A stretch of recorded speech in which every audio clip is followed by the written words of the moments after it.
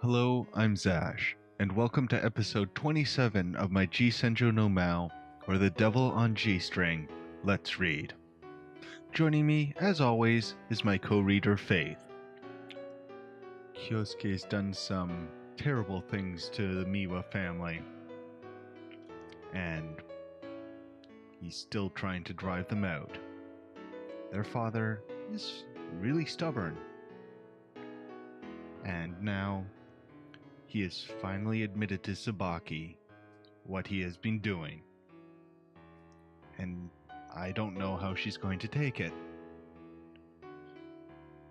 She might hate him, but she's such a nice person. She might still want to save him. And I hope this doesn't piss off Gonzo, because he is still terrifying. But please enjoy this next episode. Neither of us knew when the snow began to fall outside, dancing slowly through the glow of my apartment's blindingly bright lights. Tsubaki did not speak. She kept her head down. Tears flooded her eyes. "Say it, Tsubaki." She finally raised her head up upon hearing my voice. Am I a strange person? Ellipses. I imagine I am. I couldn't blame anyone for despising me. Ellipses. Yet, there is still one more thing I don't understand. And what is that? A soft, wispy response trickled from her lips. If you don't have any money, then you can't do anything, no matter how people treat you. Tsubaki lightly shook her head. Courts, hospitals, schools, funerals, weddings, children. All of these require money. The way I see it, people are helpless without money. Yet, when I say this, I'm always told that my beliefs are wrong, inhuman even. People tell me that money isn't everything, that this way of thinking is simply the arrogance of the rich. What do you think? There was a moment of silence. Tsubaki's eyes opened wide in shock before a sigh finally released her stilled tongue. I don't understand these things. Ellipses. You must have come to think this way because of the hardships you encountered as a child, right? Ellipses. Alright, Kyousuke-kun. As for what I think, A faint smile and a pair of sad eyes faced me once more. I think it's a crying shame. A shame. Someone like you could help so many people if you wanted to. Are you telling me to donate to charity? I'll be frank. I don't have any money to spare. Considering Gonzo, I can see where he's coming from there. Yeah, Why not? I'll go ahead and use this opportunity to tell you this. I have a debt of my own. This debt is what ties me to my foster father's work in the underworld. Debt? Someone as rich as you is in debt? My real father left me with an insurmountable debt, if he couldn't pay it back. Isn't it natural that I should do so? When she heard this, Tsubaki nodded sadly. I see. So that's your story. That explains the people you sent to follow Hiroaki. You think it's normal for a child to pay for his parents' sins. Am I wrong? I don't know. It's just, I finally know what kind of a person you are. After spouting such useless nonsense, Tsubaki slowly let her eyes settle on her feet. I'm sorry, Kyousuke-kun. I didn't know. And here I am, calling myself your girlfriend, treating you like family. I don't understand what's happening. Tsubaki's eyes, her expression, her gaze. They bore no hint of hatred or disgust, nor even pity. Your pain, your suffering, I know nothing of it. I just automatically assumed you were a kind-hearted person. I never bothered to understand you. Just made up my own explanation to satisfy myself. It's actually a healthy thing to realize about people. Mm-hmm. I don't know if it's a good thing considering him, but you know, as in a general rule, it's a good thing to realize that about people. I'm so sorry. Again, I no longer feel anything. That's enough. I mustered words as cold as the bitter winter wind. Will you do as I say? Oopsies. You said you'd help me. Now you can do just that. Oopsies. Please, Tsubaki. Tsubaki looked out at my massive windows. The snow continued to fall, and Tsubaki continued to stare aimlessly at it. How old were you when you started to live alone with your mom, Kyousuke? What? Why ask this now? I want to know. Who knows? I was probably around 10. Were you lonely? Perhaps. Is your mother doing well? You know full well that she isn't. You seem to be very kind to her, Kyousuke. That's none of your business. Little by little, like the snow falling outside, the nonsensical Q&A slowly came to a halt. What happened after your foster father adopted you? I learned the importance of money. Did he scold you? Was he kind? No. I see. At the moment, as if to break the heavy atmosphere in the room, my cell phone rang. Without tearing my gaze from Tsubaki, I put the phone to my ear. Hello? Oh, what can I do for you, Miki-chan? Oopsies. Tsubaki looked taken aback at the sudden bright voice I used. Oopsies. Yeah, you're right. In that case, be sure to keep an eye on him. I'll contact his father very soon. Yeah. Obviously. That could be my trump card, you know. I understand. I'll pay well for it. Yeah, I'll talk to you later. Our conversation ended, and I put the cell phone back into my pocket. Tsubaki seemed to be waiting for the right time. I'll give you a reply tomorrow. Can it wait until then? Tomorrow. I understand what you're trying to tell me. Please, just give me one day to think it over. Although I feel it'd be best to get a response now, I could not bring myself to refuse her request. I understand. Tomorrow night, then. I'll bring some people over, and your dad can sign the contract then and there. I maintained my heavy-handed approach. Tsubaki simply nodded meekly. In the worst-case scenario, I'll break up with you. Tsubaki could not hide her disappointment. If it comes to that, don't worry about me. Do what you feel you need to do. I mean, after all, you got that girl Miki-chan, right? Alright, I'm going home. She grabbed her coat from the rack and hurried out the door. Only I remained, both hands covering my head, sitting silently on the sofa. Are you proud of yourself, Kyousuke, huh? I don't think he is. Everything is out in the open now. My body felt tired from my wasted efforts. I have a debt of my own. I need this money. I can no longer turn back now. Yeah, it's me. I returned the call after she left. Sorry to bother you time after time, but there's something I need to know. As for our worst-case scenario, that deputy commissioner's son. Right. He may be useful in the negotiations. Don't be an idiot. Of course I'm prepared to die. I seem different. Does it really matter? You just don't see me when I'm like this, that's all.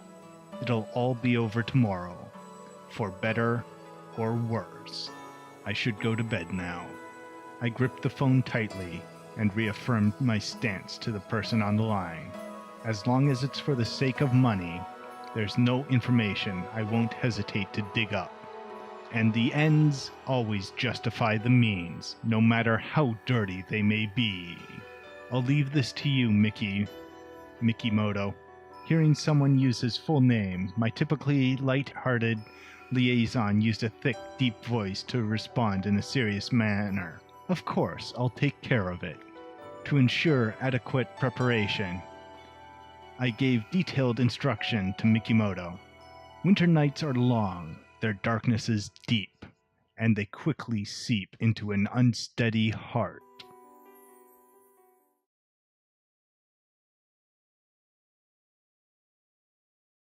Ellipses. Megalipses. Uh-oh. I'm not sure I follow, son. Gonzo summoned me to his estate early the next morning. Are you saying you finally got around to breaking that bitch of yours? After explaining how I had manipulated Tsubaki in an attempt to force her family to move, Gonzo was still not convinced. Is Miwa Tsubaki your utter slave? Or isn't she? She is, to a certain degree. However, Gonzo does not accept such ambiguous answers. I hear more than 90,000 people go missing each year. Sorry? And those are just the ones reported to the police. The actual numbers may be many times higher. What are you talking about? Tell me, who's your next of kin? Knows damn well all about my relatives. My mother, or... My voice faltered. Or me. That's all. Right. If someone like you, Kyousuke, happened to have an accident, there'd be no one there to care, would there?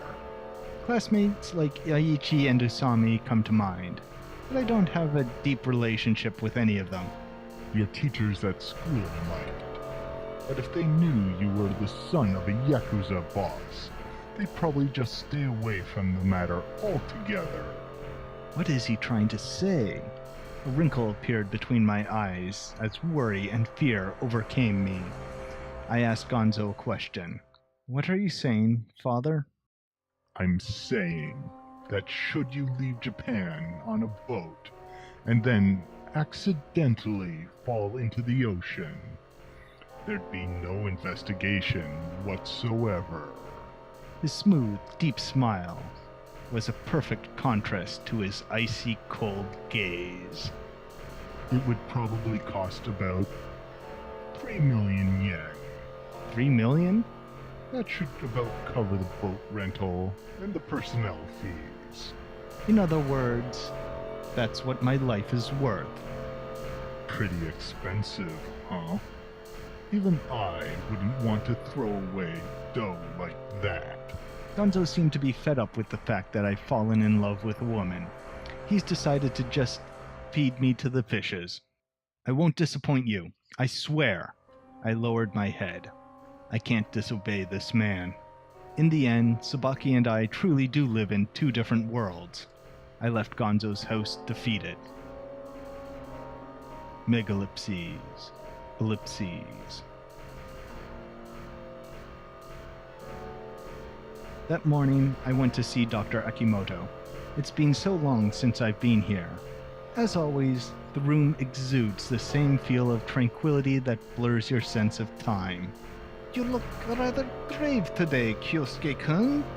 Dr. Akimoto wore his ever-smiling expression as he handed me a cup of herbal tea. Let me guess. Girl troubles? Not too far off the mark, I guess. I flashed a bitter smile. If it's relationship problems, aren't there better people to talk to? I don't plan on discussing it with anyone. Naturally. You've come this far without anyone to discuss matters with. That's one more thing to figure out on your own, right? You've got some scathing quips today. Indeed. After much scrutiny, I've finally come to the conclusion that you don't have any illnesses I can cure you of. In other words, there's no need for me to come. That could be a problem. Right. We're just wasting time here. Sorry, but I'm not so desperate for cash as to see patients feigning illness. His porcine face swelled up. Well, as long as you're willing to pay, I wouldn't mind signing a few documents now and then. You're a good businessman. Though I can't even begin to compare to your foster father. This guy is an acquaintance of Gonzo, after all. How is Gonzo-san these days? Same as always? Yeah. Though he may kill me in the near future. Same as always then. No love for his son, huh? I felt a chill when he mentioned love, and could not respond. I thought you might have a personality disorder, but I was wrong. You're simply a pitiful boy, like every other kid these days. A lonely child who feels that he cannot trust anyone else in this world. Is that really the diagnosis of the renowned Dr. Akimoto? Old ladies used to tell me the exact same thing all the time when I was growing up. Ha ha ha, I guess I'm not who I used to be anymore. Oddly enough, Dr. Akimoto began to laugh heartedly. How's your headaches been lately? Is it gone? Now that you mention it, yeah. I haven't had one recently. That's fantastic, Kyousuke-kun. You know, it's probably all thanks to having a nice girlfriend in your life. You really should thank her. This man truly can see through the heart of his patients. I glared at him doubtfully as I pondered how eerie being in a room with him was. Treasure her, Kyousuke-kun. It's almost impossible to find a girl who could put up with you. Mind your own business. Goodbye, I said as I left. Well, he's wrapping up all his loose ends in his life. In the back of my mind, I felt I'd never see this man again. Right after the door closed, Dr. Akimoto shouted a joke at me. How about crying into the arms of your girlfriend? And take off that cold mask once in a while? Aren't you about to be killed anyway? I went home and prepared to go to Sabaki's house with a few Sonoyama men. A project manager from a company affiliated with the Sano Corporation was going to tag along. The situation is now past the point of no return. We planned to get the contract on the spot. Sabaki wouldn't betray me. I mocked myself. My fingers shook out of nervousness. Gonzo will not permit another failure. I'll be signed on board a ship, Dr. Chiba or Shizuoka, and accidentally fall into the sea, and then I'll die. This isn't the first time I've received a death threat from Gonzo. Even so, if my life ended here, what would I have accomplished? There isn't a single true friend or a single family member who cares for me. My life has been marked with distrust and suspicion. I've read my fellow men like books, and then flashed fake smiles as I tallied up the benefits they earned me. The only thing I have to show for myself is money. Yet, that is just paper to be taken by Gonzo. Ellipses. What's there to hesitate about at this point? I ground my teeth, lecturing the weak, stupid part of myself. Ever since I entered Gonzo's care, I could not expect any peace in my life. Ever since I sold my soul to the devil of money, I could not rely on God's mercy. I've already done so many terrible things. I've held Sabaki tightly in one arm and inflicted suffering on her family with the other. If I were to die here, it would simply be divine justice. All right, I'll do it. I'll become rich and powerful. I'll become powerful enough that I never have to bow my head without reason ever again. Ugh. My headache suddenly returned after its long absence. For some reason, Dr. Akamoto's joke suddenly popped into my mind. I will submit myself to the devil. If I do that, I'll no longer have to feel anything. Megalipses. Time quietly passed. Soon, we were ready to leave for Tsubaki's house. Snowflakes slowly danced to the ground. No more problems this time, right, Azai-san? Several men were already waiting for me outside my apartment's lobby. I received word from the Seno director Somiya. He said it better go through this time. This man, with his wide-set eyes, irritates me like a fly as he walks beside me. Apparently his name is Shibata, and he's from one of the Seno Corporation subsidiary companies. Don't worry. Today is the real deal. I took a look around and saw 3 young men sent by Gonzo. All 3 wore similar clothes, dark gray, double-breasted suits. They may be green, but a lot of them have been through Gonzo's vigorous expert training. They've kept their mouth shut, quietly following me. With the Seno contractor's permission, I made the call on my cell phone. After several rings, I heard Tsubaki's voice. I'll be coming over now. I see. Let me speak a bit with your father. Dad went shopping. He's not home right now. I started to get irritated. Don't worry. I'll negotiate with him. Fine. Prepare the deed and all the other necessary documents. We'll do it ourselves. Tsubaki's voice shook upon hearing my dark tone, and she gulped. We'll be there soon. I signaled to the people behind me. There's no need. What?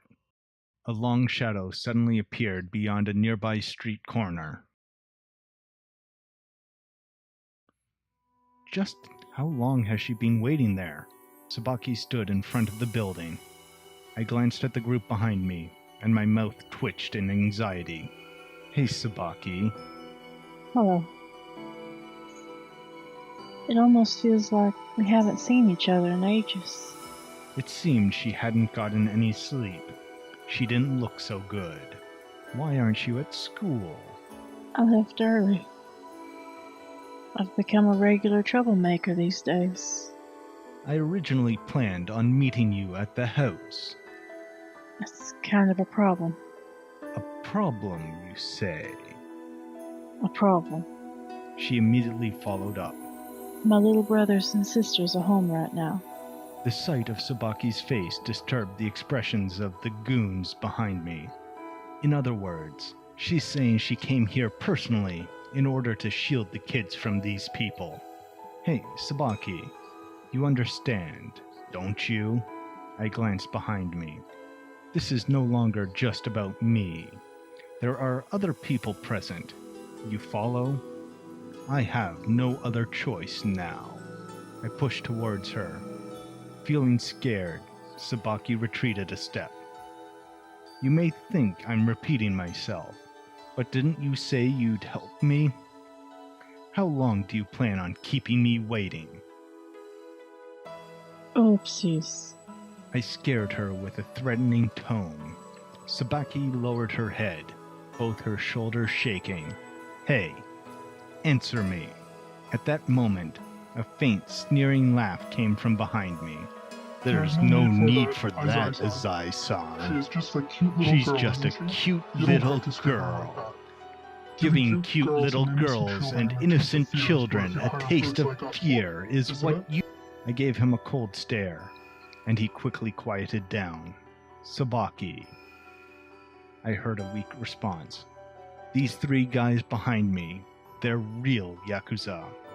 They work under one of the most infamous, cold-blooded sons of bitches in the underworld, Izai Gonzo. Azai? She's finally connected the dots. So, can you still trust me? Can you still call me a kind-hearted person? Oopsies. You should understand by now. You hate me, fear me, right? Yes. I'm so afraid. She let out some incoherent words. Hearing her choking back her tears, the tension slowly sank out of my shoulders. I understand. You let your dad leave so he wouldn't be bothered with this. You are kind, and you made the right decision. Now, do you want your brothers and sisters to see the same things you have? No. I want to end this quickly. I'm sorry, Sabaki. Since things have come to this, I don't think we can see each other anymore. Just treat your days with me like a nightmare. A nightmare? Yes, and it's time to wake up. Sabaki's feet made some grinding noises on the pebbles on the street. I looked down at the sound, only to miss the moment she raised her head. You're the one who needs to wake up, Kyousuke-kun. Her stream of tears disappeared upon meeting the sun's blinding light. You're not a bad person. I felt a little awkward at Sabaki's suddenly, practically violent outburst. Hey, don't make so much noise. In the midst of this quiet residential neighborhood, this scene can only be interpreted as a bunch of guys ganging up on a girl. The awkward feeling from Sabaki's attitude was only compounded by the gaze of my neighbors. But weren't you really happy? What? Didn't you ask to come to my house? That was just a lie to investigate your property. It wasn't a lie. You looked so happy. You took baths with Hiroaki. There's no point in lying to a child. Even as tears kept flowing down her cheeks, Sabaki's feet stood firmly in place, as if to block our path. Young master, what is this? The guy behind me asked impatiently. I cleared my throat. Make way, Sabaki! Move! No. Let's go home together. Go home? Let's go home. To where we can all be together. We'll talk together, eat together. Miss, could you quiet down, please? A large man walked up next to me. The young master told you what kind of people we are, right? It's important for us to save face here. We can't possibly back down. When faced with such a violent person, even from afar, one can tell she's shaking. I'm not moving. Although I'm scared. I never even knew people like you existed in this world. Oh, honey. You're planning on doing bad things, aren't you? You're going to threaten my family, aren't you? The darkly dressed men, facing a girl who could barely hold her ground as is, made a nasty, threatening look. Stay away. Stay away from my house. Yell all you want, girl. It won't change a thing. I don't care. I'm the eldest child. I'm everyone's big sister. No matter what happens, I have to protect my family.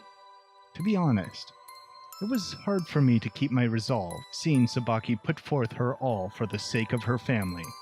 But the devil tempts me. This is betrayal. She kept saying that she wanted to help me, but in the end, she only helped me to descend further along the path of ruin. I'll make her step aside, even if I have to resort to violence. Kyousuke-kun, why can't we go back? Why can't we live together? Gonzo's dogs are at the edge of their patience. Even though we're broke, even though the house is a shack, it's where we can all be together. Even I'm feeling irritated at myself. We all see you as family, Kyousuke-kun. Those innocent eyes, filled with tears, deeply wounded my heart, as if she were pulling a bow across the violin's G-string. Her sad, choking voice resonated in my heart. Kyousuke-kun, Let's go home. Shut up. Seeing it from both sides is kind of difficult because he doesn't really have a choice. Yeah, my ear, my head, everything hurt. Have it your way. Just get out of my sight. Young master, are you sure? As I tried to calm my violent urges, I nodded to them. Got it. I'll tell the boss we backed off on your instructions. Sure. We have a problem here, Azai-san. This isn't what we agreed on. We're pulling out of here for now. Why? Just because some girl started bawling? Ellipses. As my whole body quivered, I slowly closed my eyes. Whatever. If this is your stance, then we'll take care of matters ourselves. With those scathing words, the last of my entourage left. In their minds, my decision must have made no sense whatsoever. Soon, rumors will begin to spread that the Azai family's kid is hopelessly in love with a girl and has lost his backbone. Still, for some reason, I just can't shut off my feelings. I've been so successful so far at turning off all my emotions, using any means necessary to accomplish the task at hand. But now, Kyousuke-kun. don't look at me. Not with those flawless, pure eyes that put me at my wit's end. I silently turned around and walked back to my home. I don't want to think about anything anymore. Nevertheless, I could hear Tsubaki's footsteps following closely behind me. Ellipses. Ellipses. Once inside my apartment, I glanced out the window absent-mindedly. Behind me, I heard Tsubaki taking off her jacket. Ellipses. I avoided her gaze and slowly brought my hands to the console of my stereo system. A smooth melody flowed from the furnished speakers, filling the entire room. Ellipses. Ellipses. I sat on the bed and stared at the floor. I could feel Tsubaki watching me, as if lovingly watching over me. Air on the G-string. Right. My favorite piece. It's by the Bach you like so much, right? He wrote the original. Oh, About 100 years after Bach's dead, a violinist played the piece using only the G-string. It got a lot of attention. G-string? The thickest violin string, with the lowest sound. That's amazing. Indeed. Naturally, using the other strings as well would be a lot easier. In fact, the version you're hearing right now is one of the million arrangements out there that uses various different instruments and strings. Why do you think he decided to make that kind of arrangement? Who knows? Maybe only a genius would understand such things. The violinist apparently tried to adapt other pieces into solo violin arrangements too. He must have had some kind of faith in his work. Faith? He must have thought he knew what he was doing. I raised my head to look at Tsubaki. Unlike me, I sighed in self-derision. I'm sorry, Kyousuke-kun. Because you betrayed me? Because I couldn't help you. I fell down on my bed, absorbed by the music. I laid awake thinking all last night, and I decided that it really just isn't you, Kyousuke-kun. Isn't me? What? Being a Yakuza? That's right. You're too kind, Kyousuke-kun. What did she see in me to decide such a thing? I have absolutely no idea. Enough about this. This is the end for me. The end?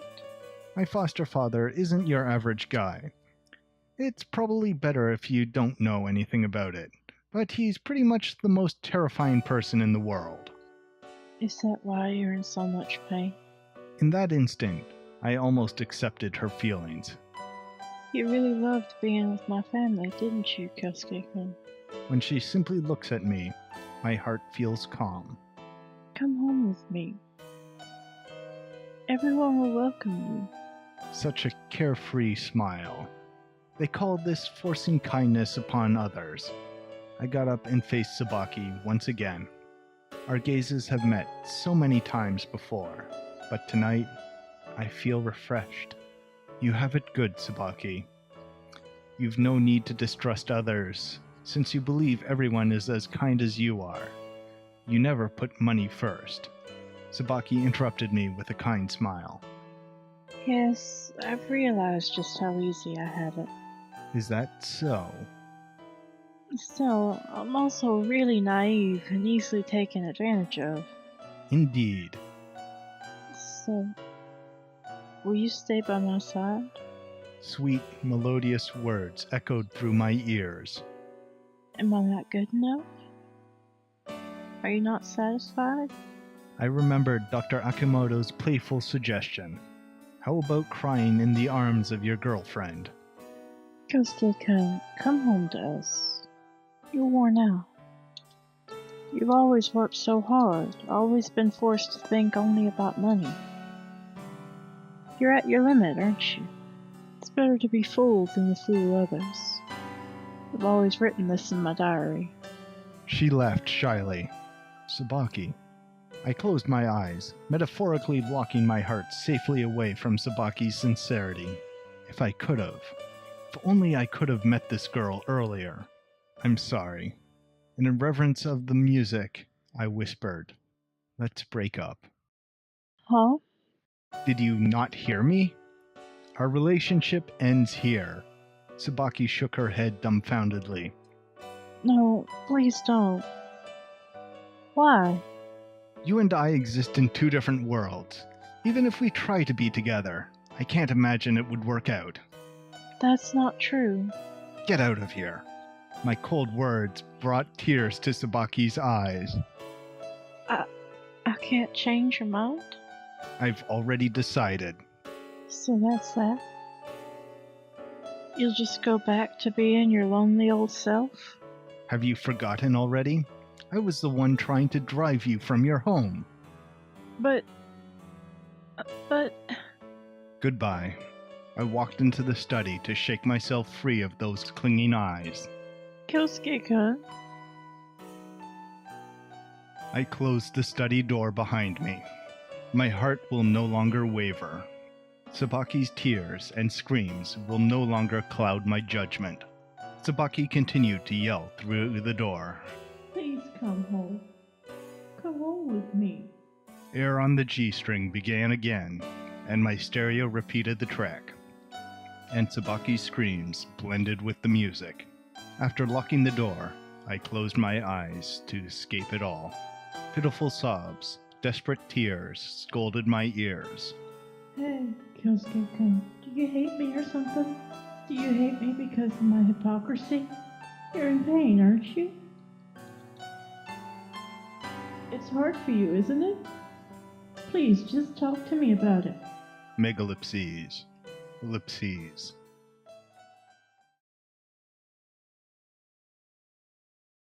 Ellipses. Megalipses. When I left the study, Tsubaki had gone. The cold winter chill wiped away any residual warmth from Tsubaki, so she finally went back.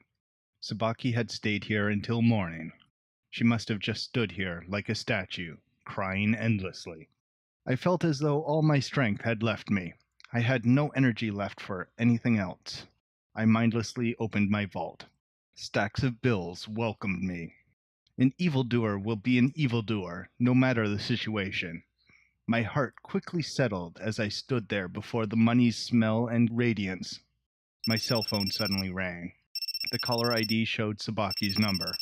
Ellipses.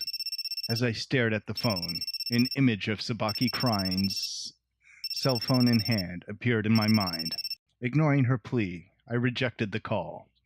I then proceeded to remove her number from my phone's memory and block her calls and text messages.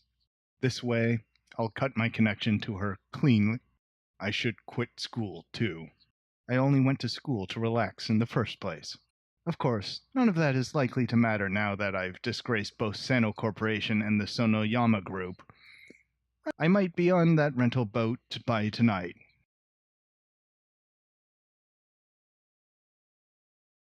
Giving up on all my work, I simply sat in my room. My mind wandered to my childhood. I remember the time I left Mum to follow Gonzo. What thoughts were blazing through my mind as I walked away from that miserable shack I called home? Outwardly, I spoke of repaying my father's debt. Perhaps the truth was that I was just sick of being so goddamn poor. When I became money's slave, I seemed to have lost track of what's important to a normal person,